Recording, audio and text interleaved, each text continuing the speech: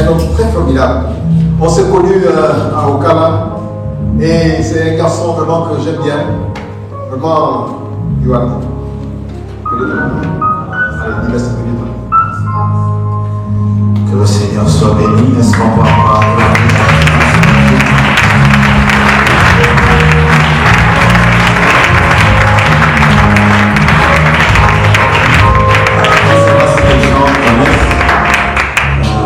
même moi aussi je ne le connais pas très bien, mais c'est un chant qui est dans mon esprit depuis là. Ça dit Alléluia, mon Jéhovah est couronné de gloire. Est-ce que les chants connaissent? S'il vous plaît, les chants pour nous aider.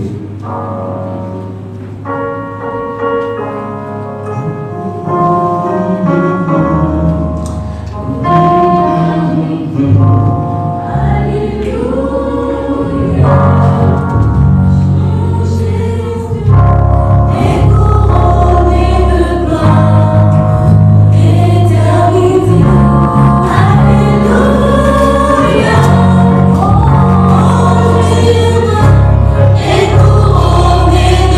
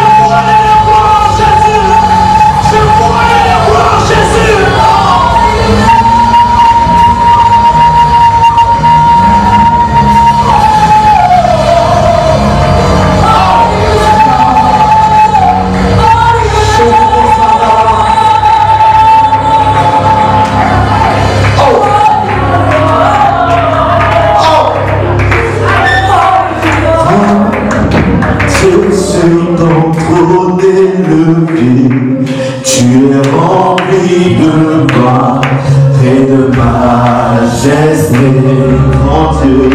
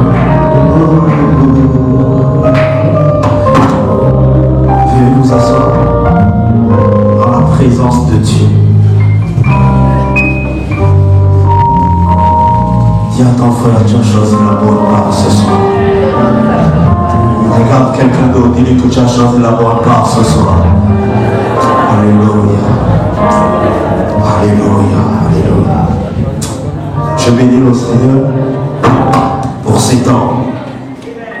Vraiment, ce sont des temps extraordinaires, je vous assure. Et je bénis le frère, l'homme de Dieu qui est passé depuis ces 2 jours. Vraiment, que le Seigneur te bénisse davantage, frère. Que la grâce de Dieu soit multipliée en toi. Je vous assure, ce genre de choses, écoutez ça de la voix d'un jeune. Il n'y a que le Seigneur qui peut parler ainsi. Amen.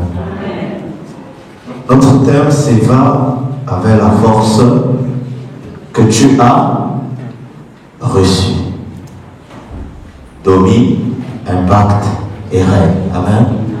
Et notre texte de base, c'est Juge 6. Amen. C'est l'histoire de Gédéon. C'est l'histoire d'un Israélite. Alléluia. Vous l'avez dit, l'histoire des Israélites sont le peuple choisi par Dieu, la descendance d'Abraham. Amen. Et cette histoire est particulière parce que Dieu va s'adresser particulièrement à un jeune. Amen. Et l'attitude de ce jeune a bousculé le trône de l'Éternel. Amen. Parce qu'en réalité, c'est Dieu qui l'a trouvé, non lui qui a trouvé Dieu. Amen. Vous voyez, Gédéon est un jeune Israélite. C'est comme aujourd'hui, nous sommes des jeunes chrétiens. Nous avons reçu le Seigneur Jésus comme Seigneur et Sauveur. Et nous avons habité dans les cavernes. Quel contraste. Voici quelqu'un qui fait partie du peuple choisi de Dieu. Et lorsqu'il y a des oppressions, parce qu'il était sous l'oppression des Madianites, le gars, il va se cacher dans les cavernes. Et vous allez voir quelque chose. Je fais juste encore le résumé du message du frère. Je n'ai pas encore commencé le message. Amen. Et vous allez voir quelque chose. Dieu va l'apparaître. Il va dire vaillant héros. Tout le monde connaît l'histoire. Alléluia. Et lorsque le Seigneur l'a apparu, il a rappelé son identité. Amen. C'était en fait pour le repositionner. Ça ne vous rappelle pas quelque chose? Le premier jour, on a vu quoi? Que ce message était là pour quoi? Donc ça veut dire que les jeunes étaient dans quoi? Les cavernes. On se cache dans les églises. Et Dieu a prévu ces temps pour nous repositionner premièrement. Amen. Et c'est comme ça avec Gédéon, Dieu est venu là parler à Gédéon. Il a dit, tu es un vaillant.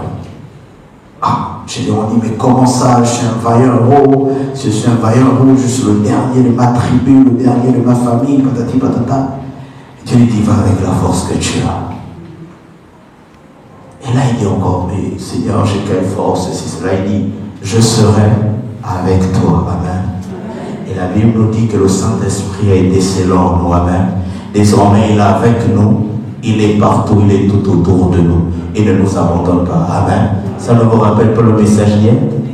Voilà. Je faisais juste le résumé avec le texte. Voilà pourquoi je disais que ce que le frère a abordé, peut-être on n'est pas rentré dans le texte. La Bible explique la Bible. Amen. Et il y a quelque chose qui m'a intrigué dans le thème qui dit va, impacte, domine et règne. Alléluia. Donc en réalité, on va, c'est pourquoi dominer, impacter et régner. Amen. Amen. Amen. Tous nous sommes d'accord à ce point-là. On va pour impacter, dominer et régner. Amen. Vous allez régner.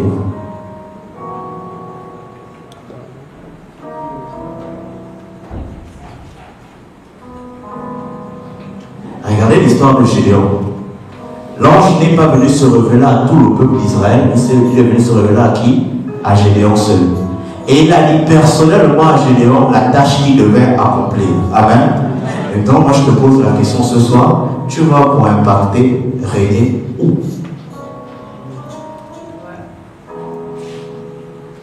C'est bien beau d'aller, mais tu vas où? Tu vas où? Si vous suivez le texte de Gédéon, il dit va délivrer ton peuple de la main et Madianite. Donc ça veut dire que c'était spécifié. Toi, tu vas aller impacter, dominer, tu vas où? Quel est ton champ d'action? Amen. Amen. Et lorsqu'on parle de régner, on parle d'un royaume, on parle d'un roi. Amen. Et on va ouvrir nos textes de base, c'est dans 2 Pierre. Si je crois qu'il y a quelqu'un qui va me reprendre tout de suite là. 1 Pierre, non, c'est 2 Pierre. On va ouvrir nos Bibles dans 2 Pierre.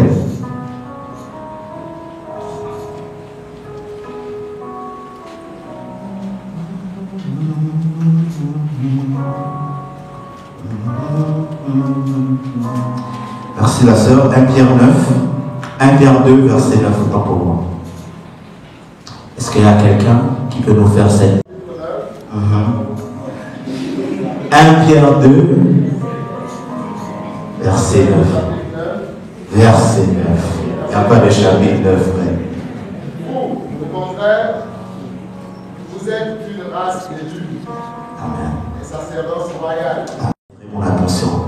Elle dit, vous êtes des prêtres rois. La Bible dit que vous êtes des prêtres rois. On va un peu tourner sur la question de l'identité avant de continuer. Vous êtes des prêtres rois. Il y avait deux sacerdoces, le sacerdoce des prêtres et le sacerdoce des rois. Est-ce qu'on me suit? Les prêtres, leur devoir, c'était d'aller apporter les offrandes auprès de Dieu. Donc, c'était eux qui communiaient avec Dieu. C'était eux qui avaient accès à la présence de Dieu. Et les rois, leur travail était de dominer, diriger le peuple, conquérir, assujettir. Et si vous suivez bien l'histoire de la Bible, à chaque fois qu'un a voulu rentrer dans le sacerdoce de l'autre, il y a eu des problèmes. Exemple, Saül. Pourquoi Saül perd le trône? Un jour, le bon monsieur a goûté à l'expérience spirituelle au milieu des prophètes et au milieu des sacrificateurs. Et tout d'un coup, il a voulu s'improviser sacrificateur. Il a demandé d'apporter l'holocauste pour l'offrande de communion. Et lorsqu'il a fait ça, Samuel arrive, il dit à Saül, insensé.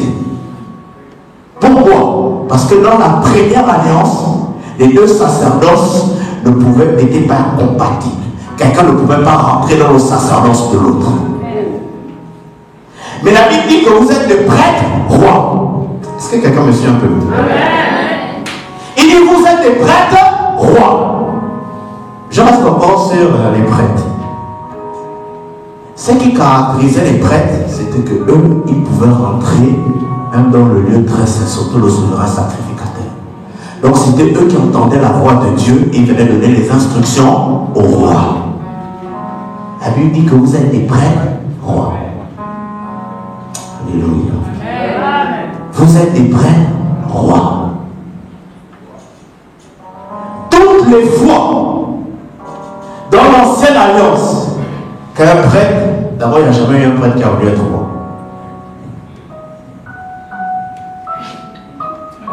C'est dur.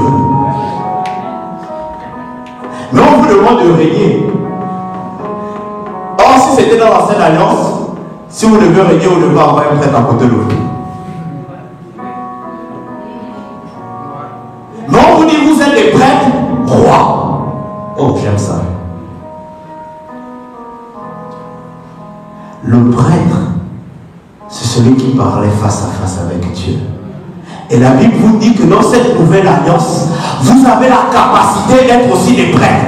Donc d'être en communion permanente avec Dieu parce que l'Esprit de Dieu habite en vous. Amen. Il n'y a plus une distinction entre les prêtres et les rois dans la nouvelle alliance. Donc ça veut dire que tu peux aller chercher les orientations toi-même auprès de Dieu et venir régner. Tu ne passes plus par un intermédiaire. Toi-même tu rentres dans la présence de Dieu. Toi-même tu fais l'offrande de communion à Dieu par ta prière. Et le Seigneur te reprend te donne les orientations pour pouvoir régner. On y va et règne. Va avec la force que tu as et règne. Or, pourquoi dans la nouvelle alliance, il n'y a plus en fait cette coupure? Parce qu'en réalité, gloire à Dieu, merci.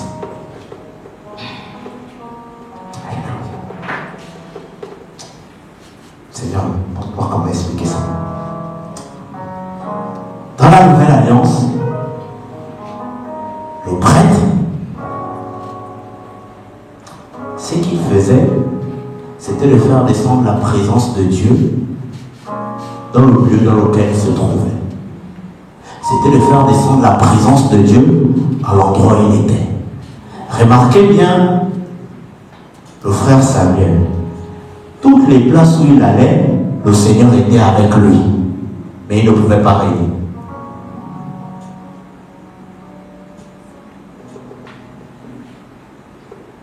Il avait l'Esprit de Dieu, il avait la communion avec Dieu, mais il ne pouvait pas régner.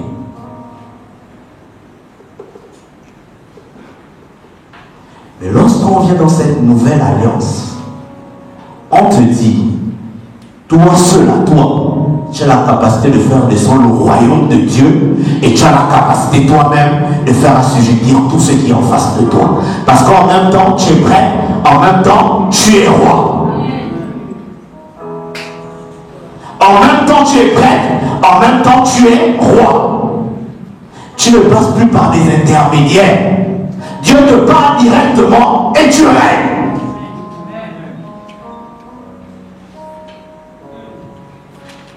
On va passer à l'autre côté de l'histoire. La Bible dit que nous sommes des prêtres et des rois. Est-ce que vous savez qu'un roi a un trône?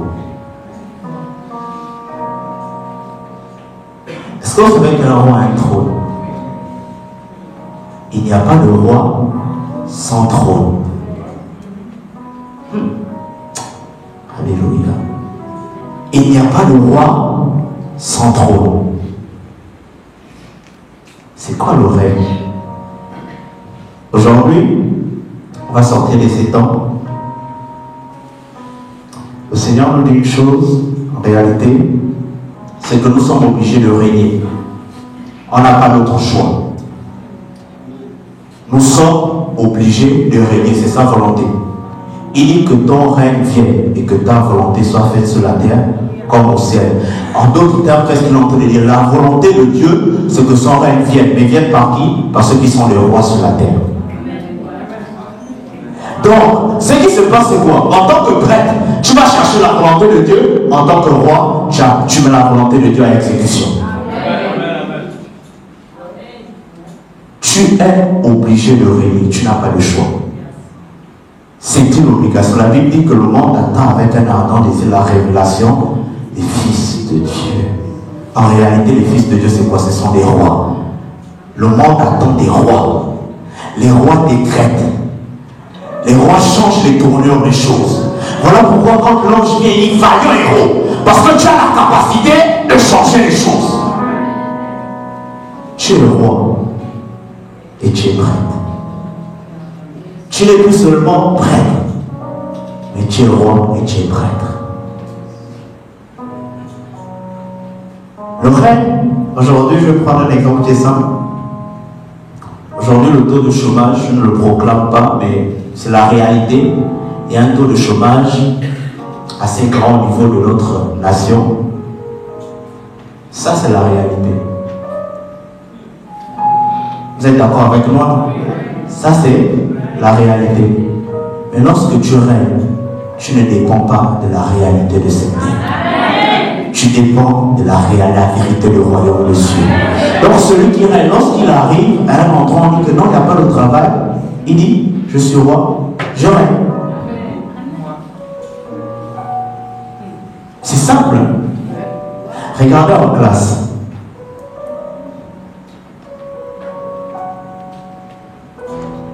Le plus souvent, les chrétiens se font distinguer par deux choses en classe. La sèche et puis les moyennes assez...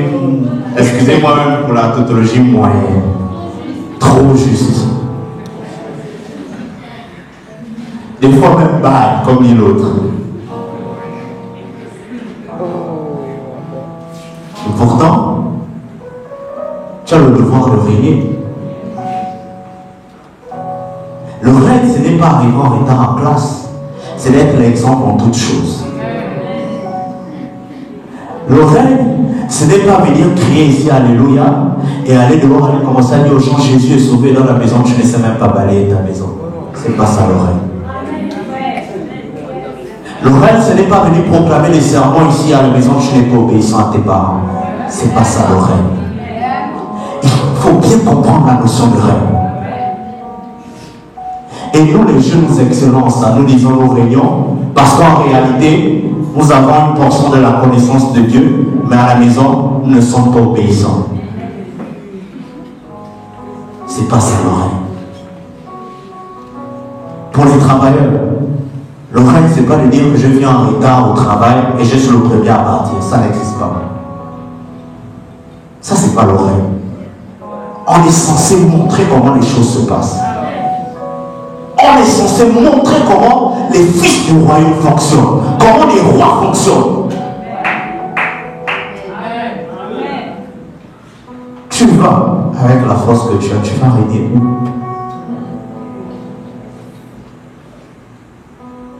Amen. C'est calme, c'est bon, non? Alléluia. Et vous savez, il y a au moins 6 choses qui caractérisent un roi.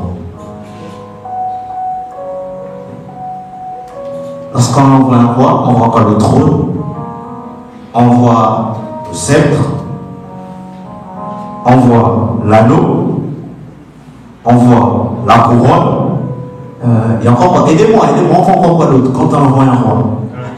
On voit la richesse. Non, mon frère, tu m'embrouilles, frère.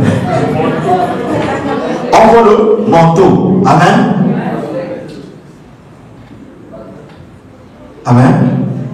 Voici les 4 choses, les 5 choses qui caractérisent un roi. Lorsqu'on voit l'anneau, regardez Joseph. Pharaon l'avait remis un anneau. Et partout là où il passait, il brandissait simplement l'anneau. Et tout le monde obéissait à ce qu'il disait.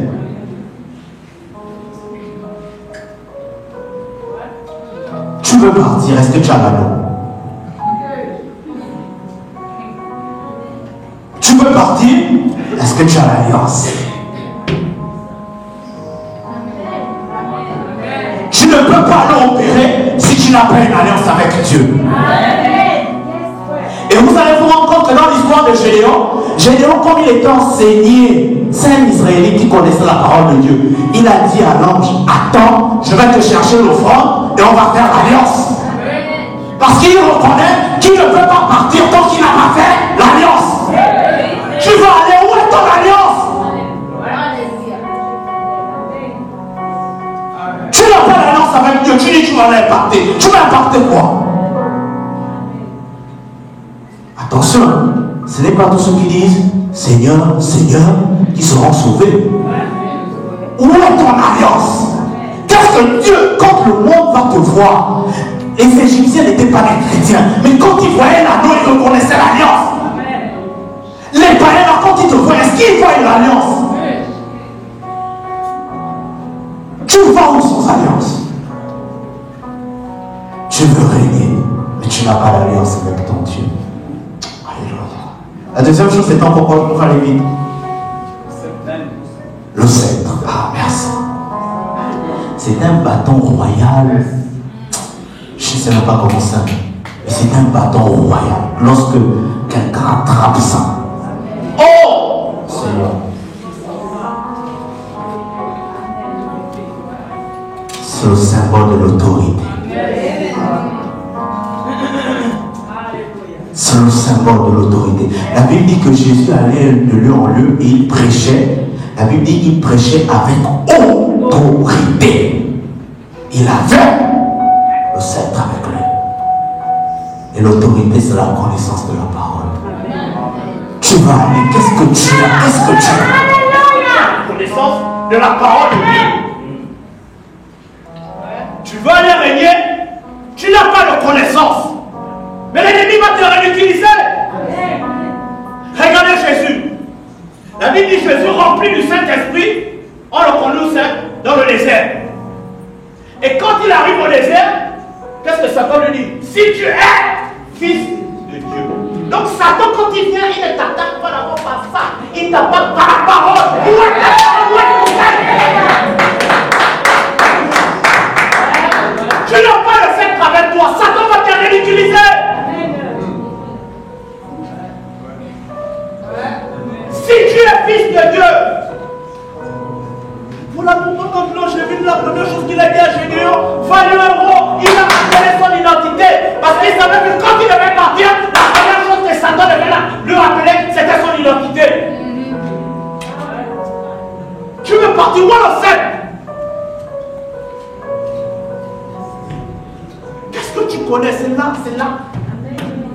Tu veux partir, tu laisses ça. La Bible dit, jeunes gens, vous êtes forts parce que la parole de Dieu demeure en qui? En vous. Il ne dit pas vous avez la force. Vous êtes forts à cause d'une conséquence. La parole, le sceptre là. Amen. C'est un état. Vous êtes. C'est pas comme vous serez. Oh, alléluia. C'est pas comme vous serez. Vous êtes forts parce que celui qui a la parole fait chair habite déjà en vous. Amen. Oh. Tu vas aller où le sceptre? Tu vas aller où le sceptre? Tu laisses ça à côté. Oh Seigneur, on va aller régner. Le troisième point, c'était on va prendre la couronne. Et vous savez, la couronne, tous les rangs des couronnes en or. Et si vous remarquez, la couronne, c'est toujours ce qui est sur la tête. C'est le symbole de la richesse. Regardez ce qui se passe. Lorsqu'on est roi, voilà pourquoi je dis, lorsqu'on est roi, ne tombe pas dans le piège de la réalité. On fonctionne selon la vérité de Dieu. Un roi n'est jamais fauché. Dis ça à ton frère. Un roi n'est jamais fauché. Tu vas aller régner, où est ta couronne?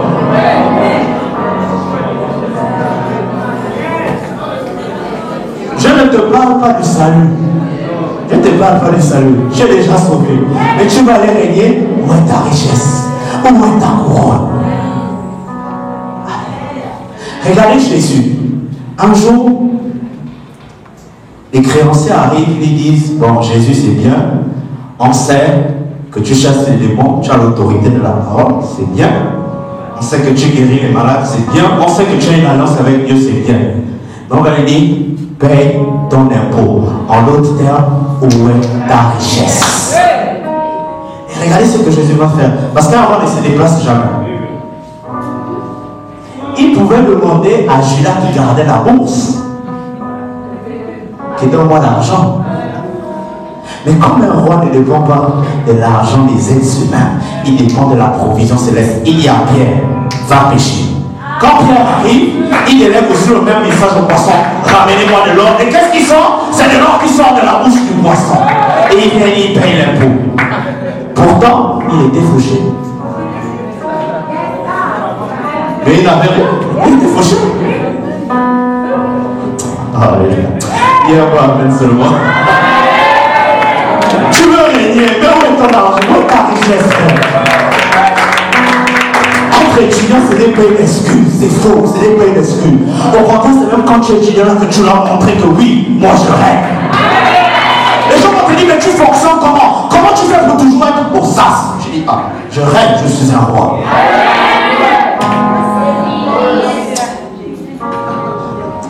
Tu veux régner, où est ta couronne? Et vous savez même, je fais une petite parenthèse, les gens de l'autre côté là, qu'est-ce qu'ils proposent aux gens? Ils proposent quoi? La richesse. Ils proposent quoi? La connaissance. La connaissance vient de quoi? L'Église. Pourquoi? Le monde ne voit pas votre couronne. Lorsqu'on dit que le monde attend avec un ardent désir les fils de Dieu, c'est tout ça là. La Bible dit que Jésus arrive, il prêche, il prêche, il prêche, il prêche. Le peuple a faim. Mais montre-nous ta richesse, comment tu fais pour nourrir le peuple? Montre-nous ta richesse, on a faim. Il dit, ce n'est pas grave, je vais vous montrer combien de fois je suis un roi. Il dit, qu'est-ce que vous savez? Ça. Après, il dit, bon, ok, on rend grâce pour le pain s'est multiplié. Regarde, c'est un riche. Tu veux régner, où est ta richesse? Tout ça, la garde, ça les gens entendent parce que tu es en train de partir. On va plus te retenir ici. Quand tu vas aller dehors, il faut que tu manifestes tout cela.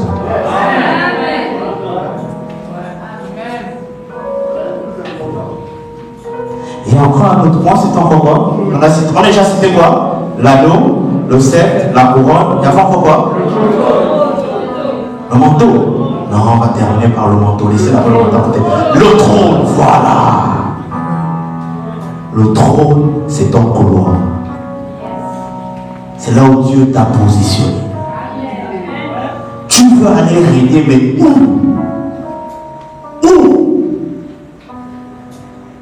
Il y a un texte dans la Bible qui dit que celui qui prêche s'attache à la prédication, que celui qui enseigne s'attache à l'enseignement, que celui qui préside avec zèle. En d'autres termes, on peut dire quoi? Reste dans ton couloir, fais-le bien.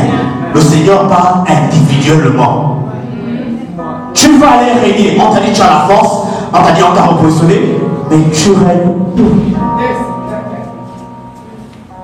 Ça ne sert à rien de venir gonfler l'église que non, moi je veux être ceci, mais c'est là. Non, non, non. Le règne, c'est pas l'église. Le règne, c'est dehors. Tu règnes où? Ici, là, c'est pas pour moi, hein. C'est pour mon père. Il est là, au Togo, là-bas. C'est lui qui règne ici. Moi, je règne dehors. Tout le monde veut venir régner ici. Tout le monde veut venir régner là-bas. Mais pourquoi vous n'allez pas régner dehors? Qui vous a dit que votre couloir s'arrête seulement dans les cavernes? Parce qu'on a rendu les églises comme des cavernes. Tu vois? Alors le couloir, c'est ton trône. Tu dois étudier tout ce qui est attaché à ton trône. Tu dois connaître tout ce qui est attaché à ton trône. Tu dois être le meilleur sur ton trône. Parce qu'il n'y a qu'un seul roi sur un seul trône. Et il n'y a pas deux. Voilà pourquoi tu as un couloir qui... Donc tu n'es pas encore rentré. Venir t'asseoir sur ton trône. Mais regardez ce qui est grave. Alléluia. Le trône, c'est une chaise, non? Frère, là tu es assis sur ton trône, non? Il y a combien de pieds là sur ton trône? 4 pieds, non? Et 4 pieds là font quoi? Ils stabilisent ton trône. Je tiens à te dire que ce soir, il y a 4 choses qui doivent stabiliser ton trône. Si tu ne le savais pas encore, lorsque tu rentres dans ton trône, il y a un pied qui te permet de rentrer dans ton trône, mais pour affermir ton trône, il faut les 3 autres pieds. C'est comme ça, il y a un don qui te permet de rentrer dans cette position, mais il faut qu'il y ait encore 4 autres dons pour que ton trône soit assis. Et c'est là que la provision vient. La Bible dit qu'il y avait 4 feux qui alimentaient le jardin d'Éden. Et il ne manquait de rien. C'est sur ton trône qu'il y a la provision, mon frère. C'est sur ton trône qu'il y a la provision. C'est sur ton trône qu'on te met la couronne. C'est sur ton trône qu'on te donne quoi? Le sceptre. C'est sur ton trône qu'on te donne quoi? L'alliance. Mais tu n'as pas de trône. On peut te donner ça?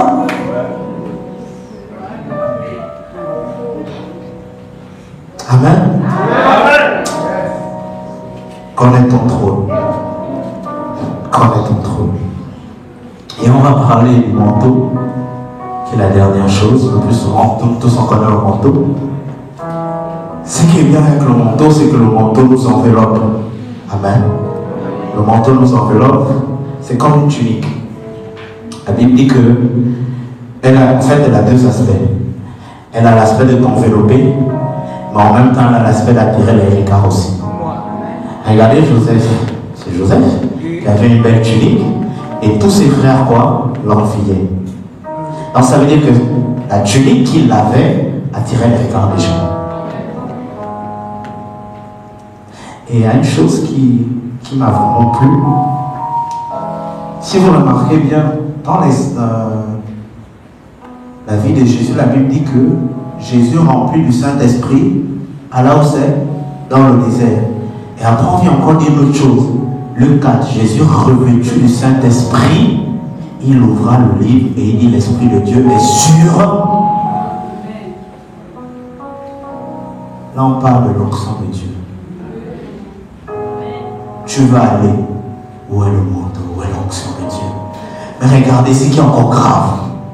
Un jour, Pierre dans un village, il arrive, il pose des questions. Il dit, avez-vous reçu le Saint-Esprit quand vous avez cru? En réalité, la Bible nous dit que lorsque tu crois au Seigneur Jésus et tu confesses de ta bouche, tu es sauvé, on te sert du Saint-Esprit. Et pourquoi il pose encore la question, avez-vous reçu le Saint-Esprit? Il y a encore une autre histoire. Regardez Jésus. À la résurrection, il vient. C'est dans Jean 20. Il arrive. À un moment, il est avec ses disciples et tout. Après, il prie. La Bible dit qu'il a soufflé sur eux et ils ont reçu le Saint-Esprit. Mais après, on nous dit encore qu'il les a demandé d'attendre. Attendre quoi?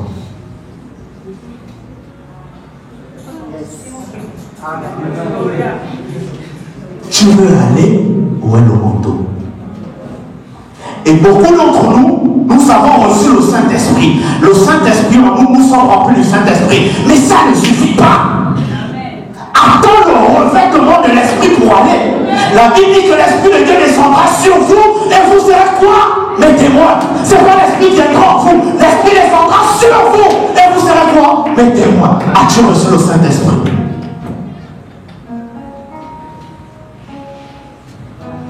As-tu reçu le Saint-Esprit?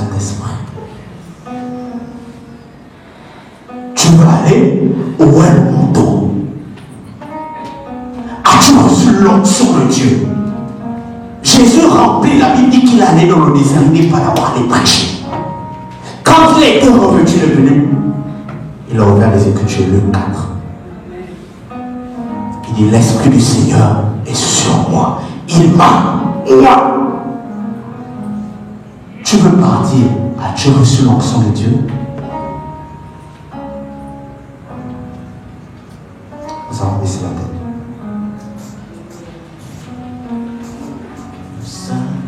Le Saint-Esprit est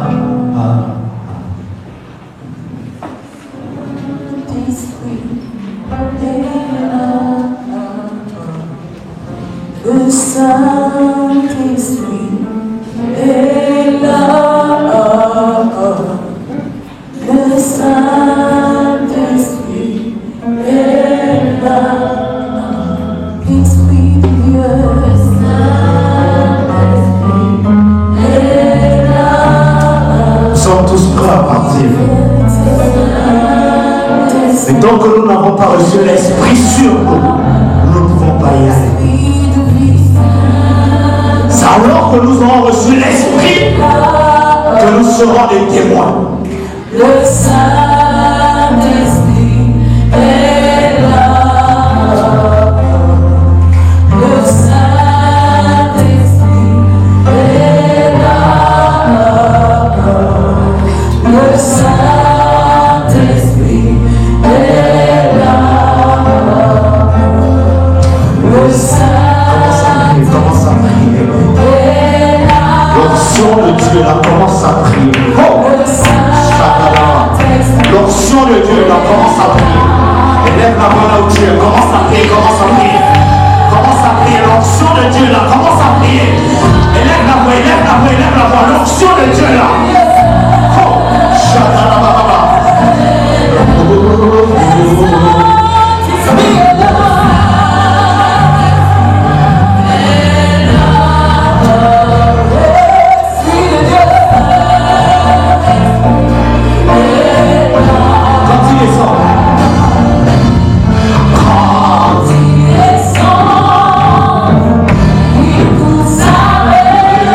L'onction de Dieu est là.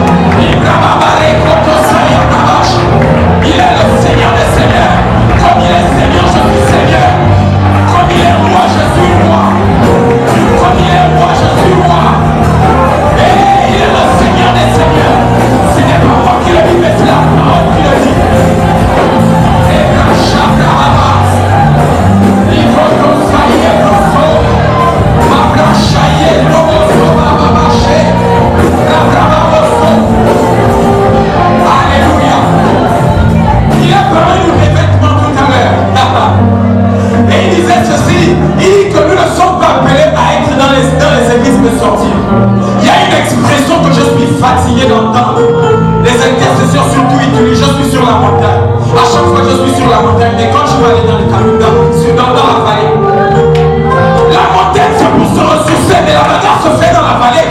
Assez les gens qui disent je suis sur la montagne. Tu te recharges pourquoi? Pour aller dans le monde pour implanter. Maintenant nous voulons dire que nous refusons de rester sur la montagne, mais nous allons aussi nous battre dans la vallée. Est-ce qu'on peut lever nos voix et prier maintenant le Seigneur?